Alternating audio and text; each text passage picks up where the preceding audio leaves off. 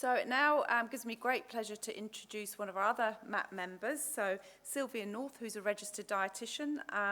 She's also a lecturer at AUT and a PhD candidate. She works closely with patients with complicated digestive issues, and she's a keen advocate for helping patients get to the bottom of long-standing digestive and inflammatory issues. And for this session, she's going to talk to us about fueling active adolescence. Sylvia. Hello, and thank you. Just so that I can keep to time, how long? Okay. Kia ora tātou. Has everyone been doing that throughout the morning, taking a breath, an out-breath, a lovely out-breath? So I wanted to talk about fueling active adolescence because sometimes in these seminars it can feel a little bit doom and gloom of all the things that we must be avoiding. And if you're here, you might be most likely very familiar with everything that you should be avoiding. So I was thinking about the types of patients that I see in my practice, where often they have the gluten-free diet component very. They understand that you're very strongly motivated to follow the gluten-free diet, but it's this other healthy eating piece that's a bit more of a challenge.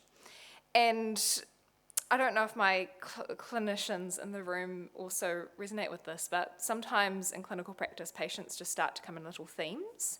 It's a little bit like the red car theory, and you think about red cars and you see red cars everywhere. And at the moment, I'm seeing teenage girls everywhere.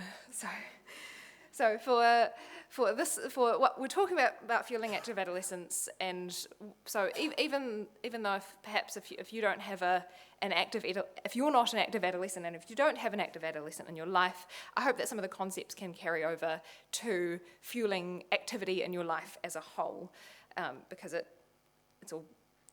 we're all humans. Okay, so.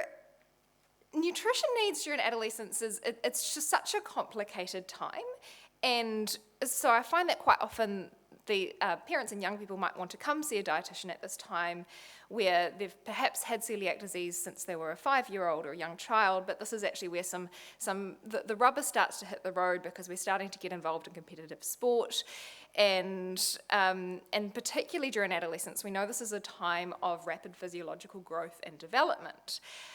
That requires huge energy requirements and huge nutrient requirements, but it's also a really interesting time for a 12, 13, 14-year-old where they start forming their own behaviours for life. They start making their own meals, they start preparing their own breakfast and lunches and being in social environments where they can choose.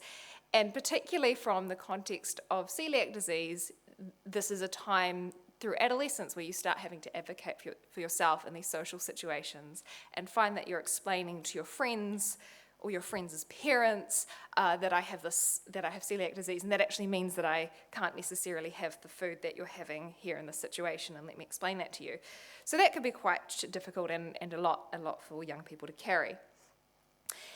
We know adolescence is a very tricky time physiologically, so I mentioned that as teens start getting involved in sport, you've got the nutrition requirements of being a teenager, but then throw in football training, or what was it that you were saying earlier, 32 hours or something your daughter was doing a week of water polo training. It's almost like a full-time job that some of these youths really get into on top of their school and day-to-day life.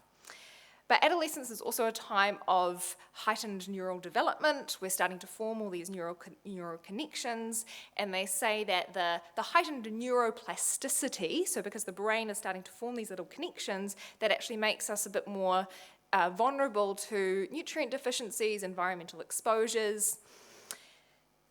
There's a lot going on mentally, so from a social development perspective, being in high school.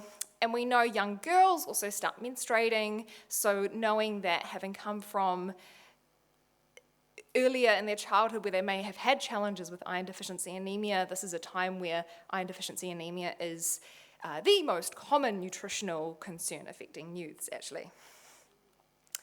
It is also a time of physiological development, so rapid growth and development. We form 40 to 60% of our skeleton through adolescence. The bones get longer and stronger.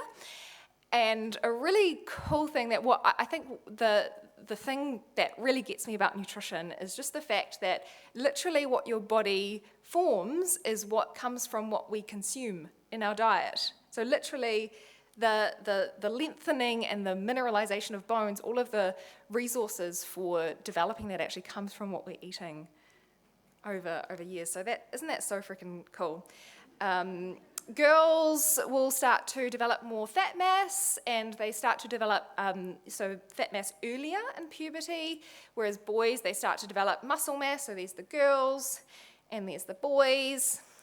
And because of these rapid changes, quite often it can be really challenging where girls start to see these changes in their body composition, and we find that girls can be really vulnerable to challenges around concerns about their body composition, and that can lead to challenges around over-restricting or not necessarily actually prioritizing good quality nutrition. Particularly, if I'm thinking about my red cars in clinical practice, I met a few young gymnasts around that age, 12, 13, and you might have girls that are at different stages of puberty, and they're starting to see their body is developing different from their mates, and they're all doing all these ab workouts, and one of their mates has got like super lean six-pack, and you don't, and that can be quite distracting as well when you start comparing yourself. I like this image because it's used to just show that athletes are built in all different shapes and sizes. I made the mistake of showing this to the water polo team, and it was actually mostly boys, and they just all giggled. Yeah. So some key concepts that I wanted to go into in my next 15 minutes is what we actually need to look at for fueling for health and development. It's a matter of energy balance. It's a matter of looking at quality over quantity. This is a central message that I always think is really important to come across. I'll touch on macronutrients, I'll touch on micronutrients, and some of the practical stuff as well. So how much fuel do you need? Energy, it's a matter of energy in and energy out. Yep. So you can imagine if you've got 35 hours of water polo training or however it was across the week, we have a massive energy expenditure. But it's quite helpful to break down actually all of your energy intake has to match the requirements of your expenditure. Yes, we understand that. And it's actually quite interesting when you really break it down. A huge part of energy expenditure is the energy that your body is using to survive on a day-to-day basis, which is your basal metabolic rate. If we put this in an adolescent context, this basal metabolic rate part is actually quite massive because you've got requirements for growth and development, requirements for recovery, requirements for potentially even combating challenges if there are malabsorption issues that we're still dealing with, then that's actually another component in there of expenditure. And the other part of energy expenditure is what we do when we exercise.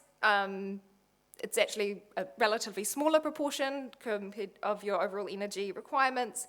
And then this other component called activity thermogenesis, which is the energy that your body uses after you've exercised. So you do some exercise and then you're actually hot and you're metabolically active after exercise. So that's kind of interesting. So when on a chronic level, we would expect if your intake is less than your expenditure, then we see weight loss. If your intake is greater than your expenditure, you see weight gain. But what we don't appreciate so much is actually how this happens on a more of a minute level, because you might actually be in energy balance on a week-to-week basis, but what's happening on a day-to-day basis when you've got massive sporting requirements and not quite eating properly? So what happens to teenagers when they don't eat enough to meet their energy expenditure?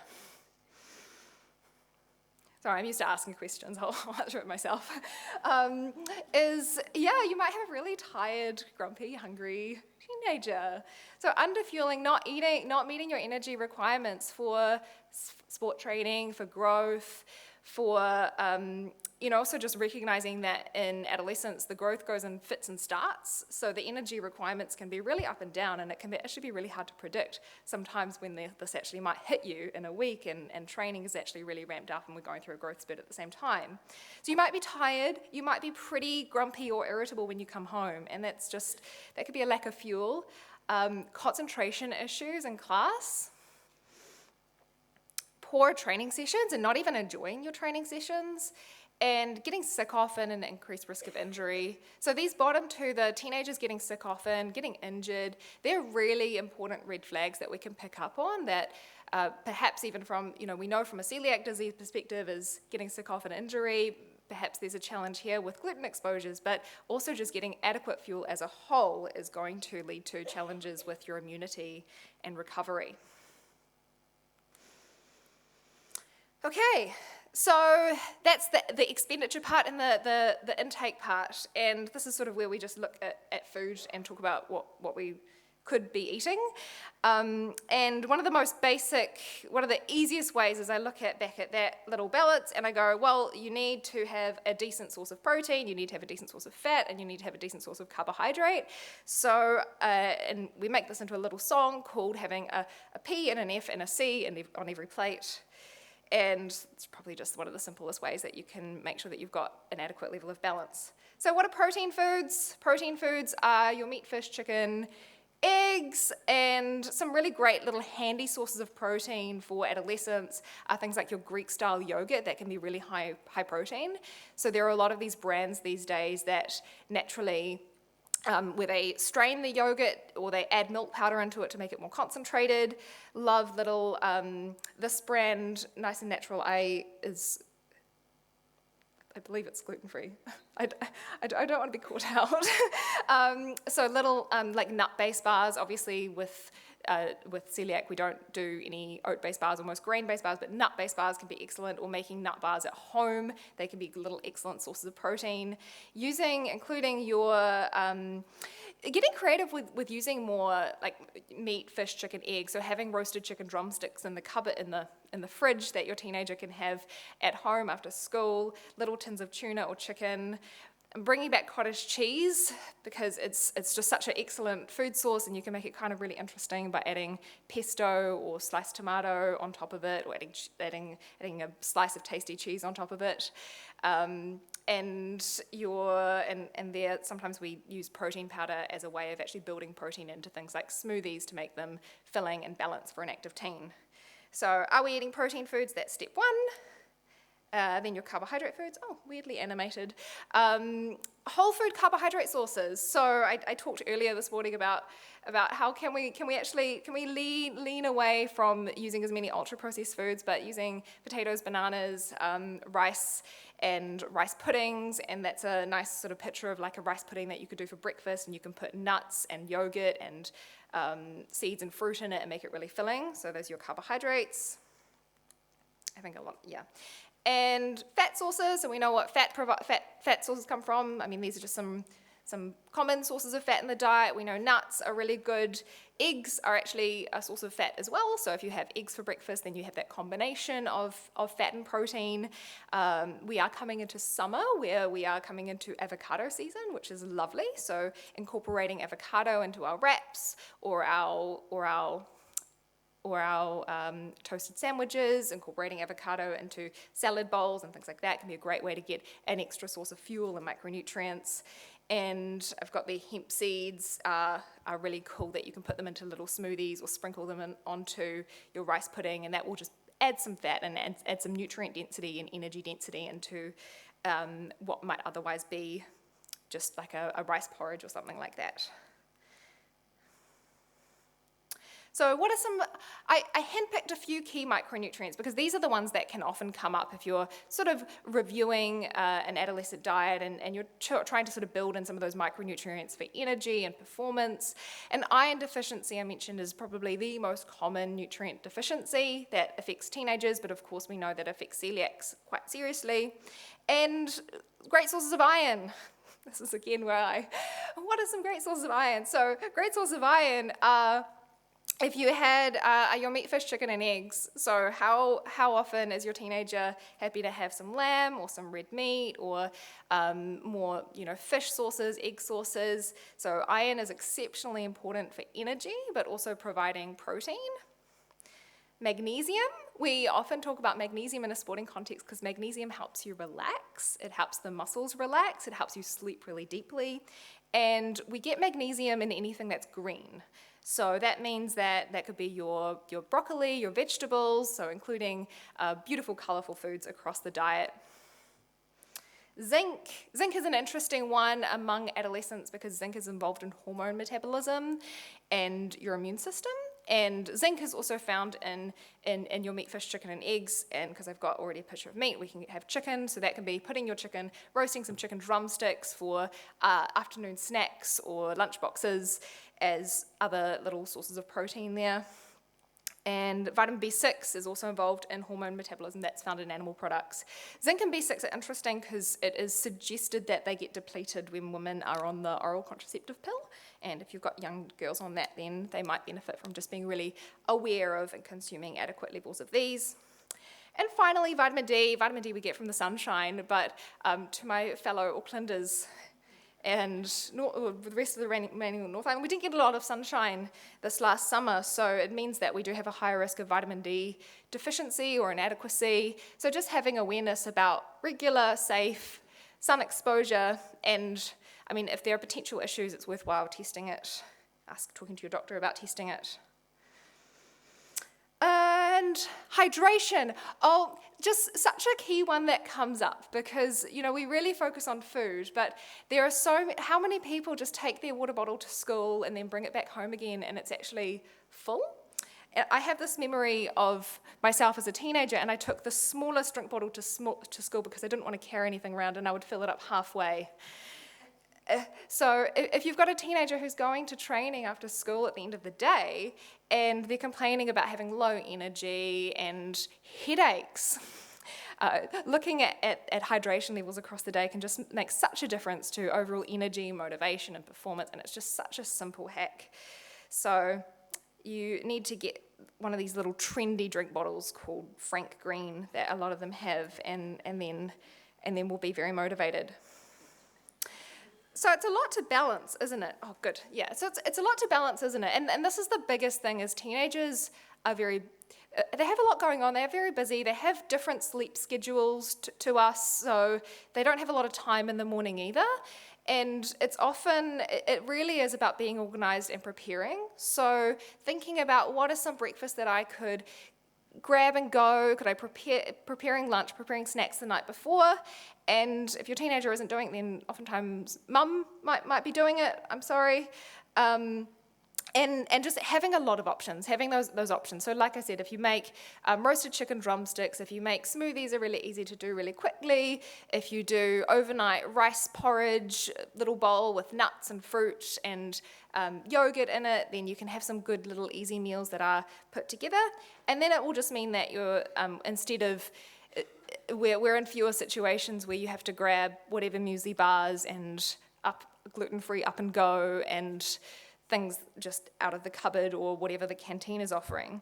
Because particularly for your celiac child, they're not necessarily going to be have the same options of even buying food at the canteen compared to other children, or it's more just packaged food that they might buy at the canteen, so that's not going to be ideal. And, oh yes, okay, so some ideas for protein breakfasts. Some top ones, so just the idea of any kind of, if you do a quinoa porridge or a rice porridge, these are really great bases that you can add chia seeds, nuts, you can add yogurt or protein powder to make it really filling and sustaining, and then your nuts or nut butter and milk, they can add some good healthy fat and make it really filling and sustaining.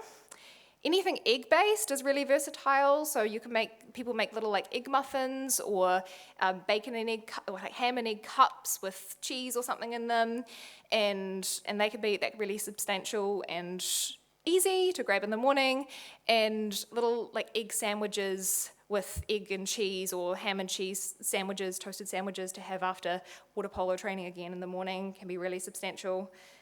Have I got smoothies? Yes, the smoothies. Smoothies are really handy. So a good form of a smoothie, you do your P and your F and your C.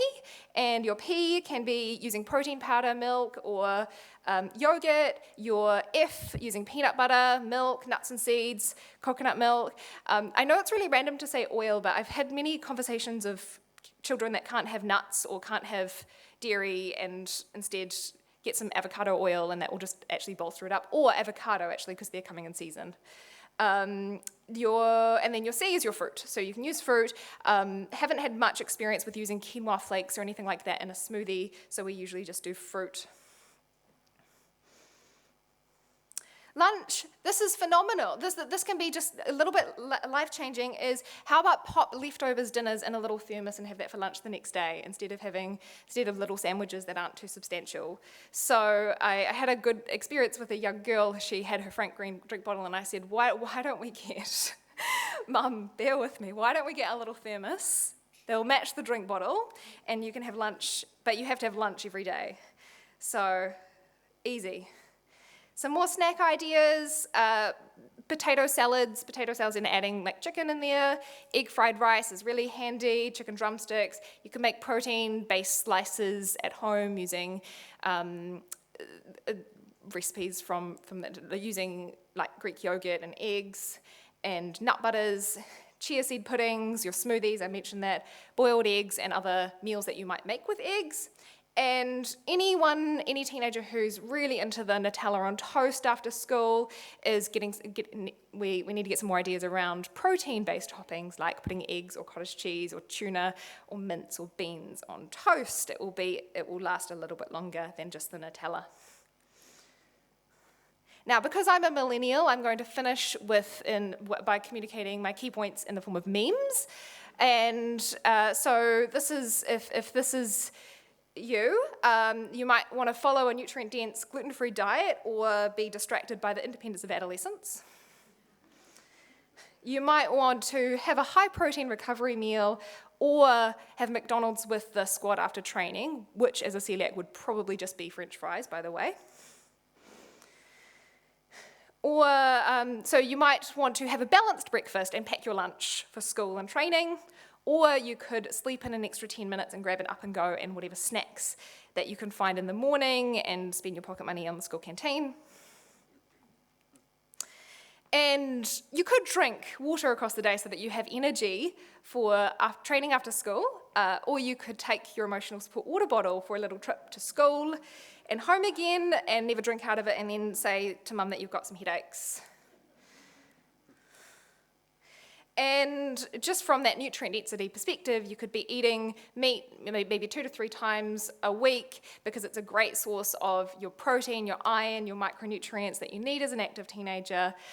Or you could follow some trends and go plant-based while continue to have iron deficiency and exhaustion and just for the sake of feeling like it's better for the planet at the moment than your health. So some take-homes, so a really good central messages include protein in every meal to combat hunger, and that's just generally the key piece that's often overlooked because cereal is easy and toast is easy, but protein requires a little bit more prep and awareness. Breakfast counts, so you need to set your alarm and get up on time and make it happen, and you need to be organised, you need to plan. Hydration, I already touched on that, and I can see that I'm done for time. So thank you so much. And questions?